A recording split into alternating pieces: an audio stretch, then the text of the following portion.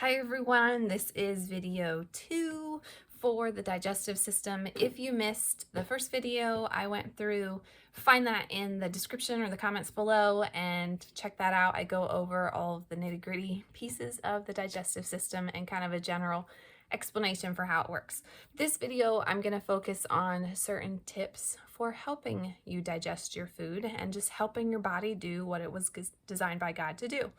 The first and probably most important point is to make sure that you are chewing your food properly.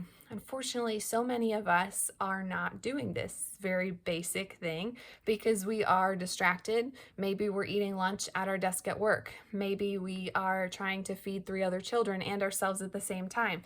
Maybe we have waited so long to eat because we're busy doing other things, or we forgot to eat that we're scarfing it down like we haven't eaten in days.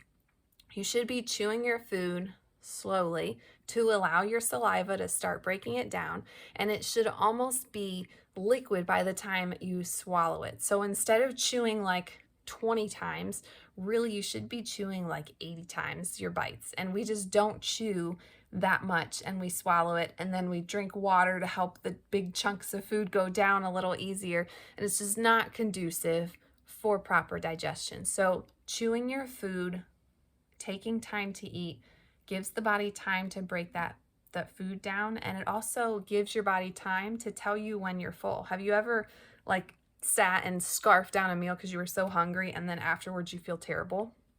You ate the food so fast that your body didn't have time to send the I'm full signal to your brain to have you stop eating. When we eat super fast, we sometimes overeat because we don't know when to stop. And the body has mechanisms in it to alert us, hey, you're full. But if you're scarfing your food down, that's going to not come in time. It's going to be too late by the time it comes.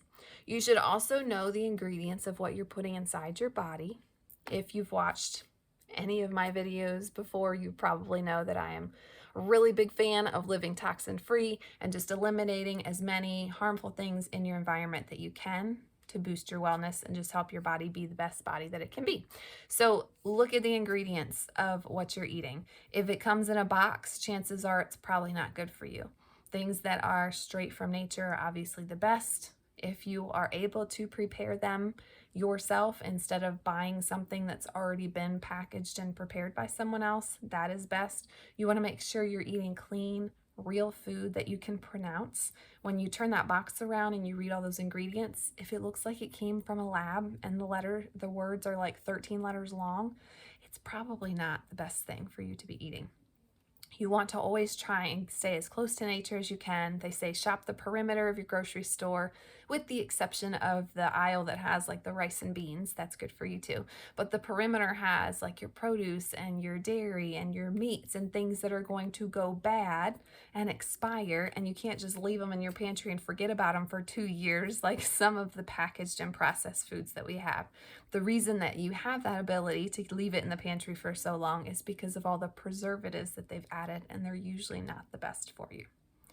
You want to make sure you're eating food that come from plants, not food that was made in a plant, like a power plant that's boxing all of your processed foods. Processed foods bring death to the body, and plants and food from animals brings life to the body. You want to make sure that you're eating things that are going to go bad and things that have a short shelf life, with the exception of rice and beans.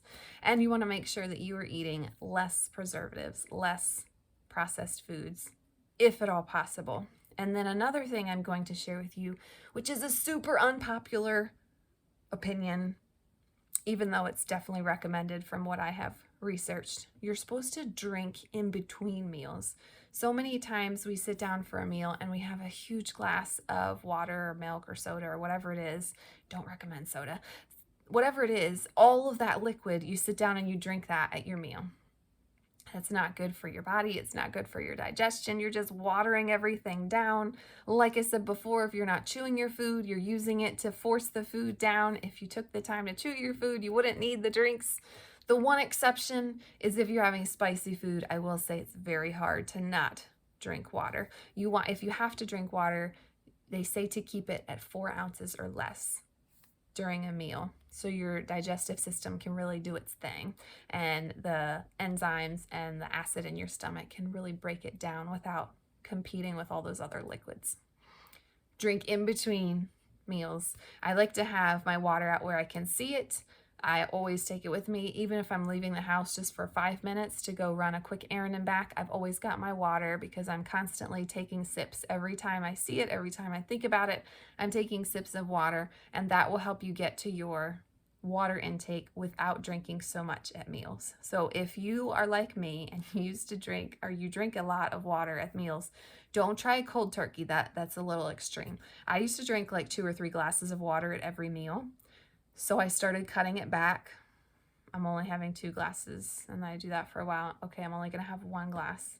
Okay, now I'm only gonna have half a glass, and I've eventually cut it out to where I don't have anything with a meal, usually, unless it's spicy. Or breakfast, I like to have hot tea or something with my breakfast. So lunch and dinner, I really try hard to not have a liquid, and if I do, it's 4 ounces or less, just to help with my digestion. And I have noticed a difference with the addition of a digestive supplement that I use pretty regularly, and just helps keep things moving the way they're supposed to. So if you would like the supplement that I just mentioned, or if you like any other information about digestion, and you'd like more resources and more products that you can use to boost digestion, just put stomach in the comments below and I will get some information over to you. I hope that gave you some value today.